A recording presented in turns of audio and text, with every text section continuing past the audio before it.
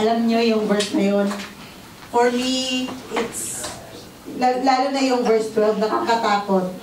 Yung dumating yung time, sabi diba, "Behold, the days are coming, says the Lord, that I will send a famine on the land. Not a famine of bread, nor a thirst of water, but hearing the words of the Lord." And ito yung nakakatakot. "They shall wander from sea to sea, and from north to east. They shall run to and fro, seeking the word of the Lord, but shall not find it." Nakakatakot yun para sa atin, mga kapatid. That is why, as early as now, while we can, alam mo, we have all the access to the Word of God right now. And praise be to God, hindi pa tayo dumarating sa puntong or sa lugar na kung saan tayo yung hindi tayo allowed magbasa ng ating Bible. That is why let's take chance, let's grab this opportunity na we are still having the access of reading the Word of God. And yun nga, sabi ni Pastor, ang worst is that nandyan nga, but you are unable to hear, to receive, to see, because, di ba, self-imposed na hindi mo marinig at hindi mo makita yung salita ng Panginoon. Yun ang mas nakakalungkot. And let's not wait for the time na dumating para sa atin na talagang hindi na natin, wala na tayong access sa salita ng Panginoon. Let's enjoy the Word of God kasi lahat ng benefits ng Word ng Panginoon nilatag na sa atin di ba?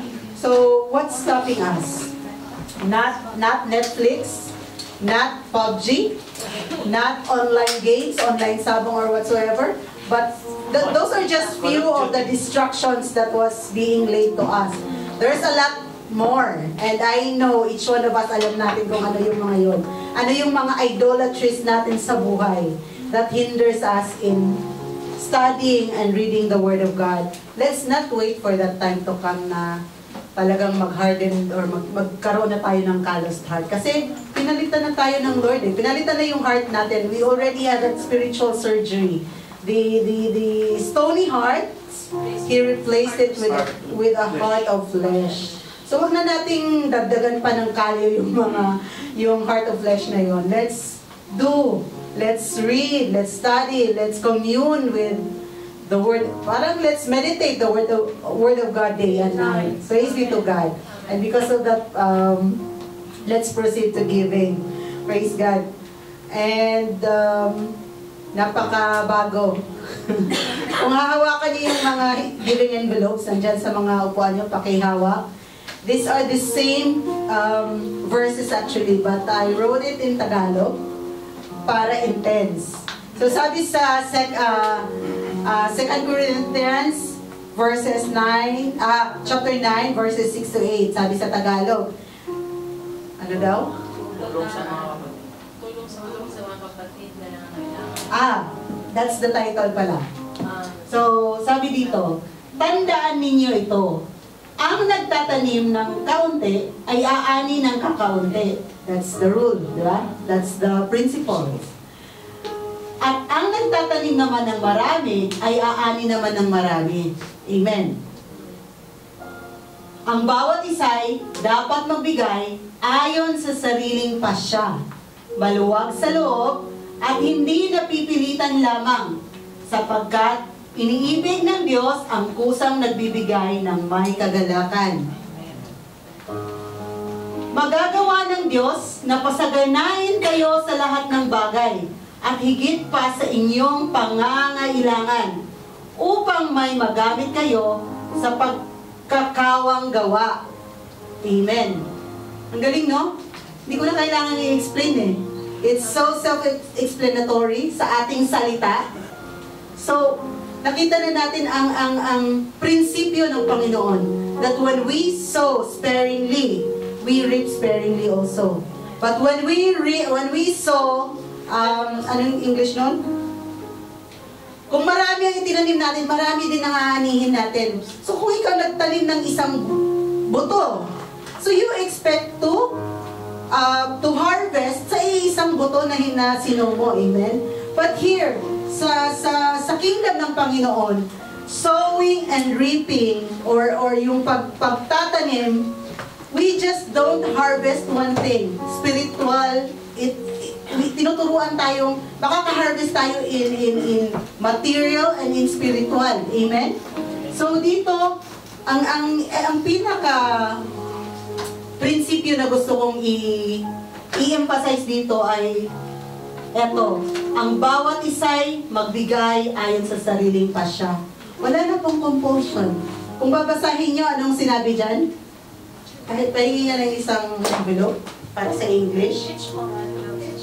So each of you should give what you have decided in your heart to give, not reluctantly or under compulsion. That is why sa pulpitong ito, mga kapatid, you never heard a preacher in this pulpit na alam mo yun, parang pinaggigiitan or pinagsisiksikan magbigay ka. We always say here in the pulpit, if you don't understand the principle of giving, don't give. Kasi walang bearing yun sa Panginoon. When you are being compel or hindi compel yung parang reluctantly, magbibigay ako kasi nakakahiya sa mga taong nakatingin. Nakakahiya sa mga kilala kong nandito. Nakakahiya sa nag-invite sa akin. Don't give. Kasi wala kagalakan, hindi ka nagagalakan magbigay, don't give. Napipilitan ka, don't give. Kasi sa mata ng Diyos, wala yan.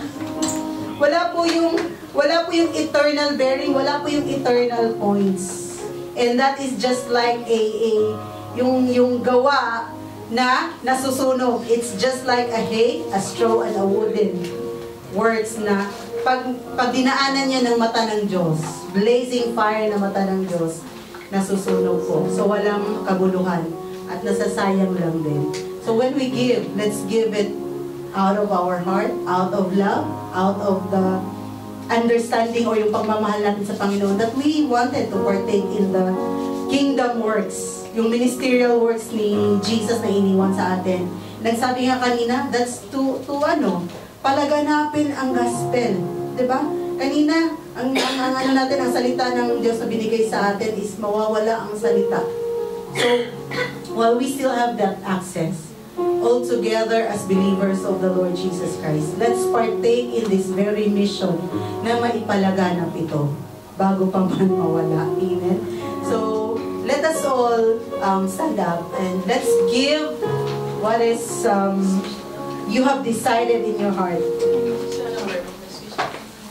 And, of course, praise be to God, may gustong mag-alay ng kanilang talento sa ating Panginoon. So let's hear from our brothers and sisters.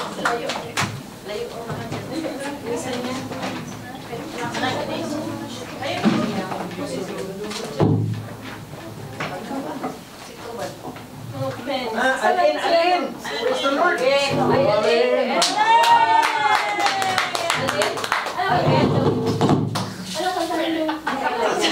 Kami lang tagalin dito. Kayo lang.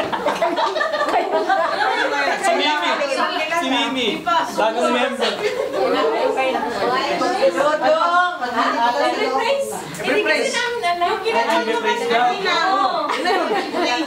Every praise! May kinakabahan nga nito. Totoo na pala yun. Totoo na yun. Every praise. Totoo na pala yun. Every praise! Praise! Samahan niya. Division. Al-ain na official. Hindi, may alaban dyan. Pagkabudami pa. May lyrics.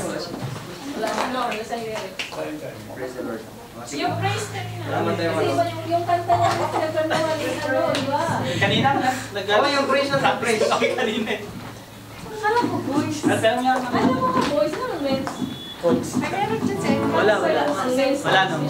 Is it really Lyrics. Praise daw, praise. Praise daw. Ate Arsi! Ano ba?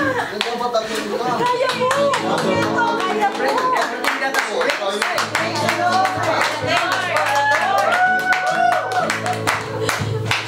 Bakit ako? Ikaw na ito rin, di ba? Tagalin ka, di ba? Bagong member ka na.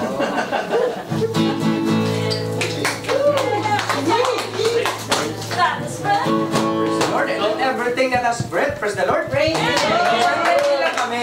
At sabayan nyo kami. Everything let us pray. Praise the Lord. Oh, everyone stand up and praise the Lord.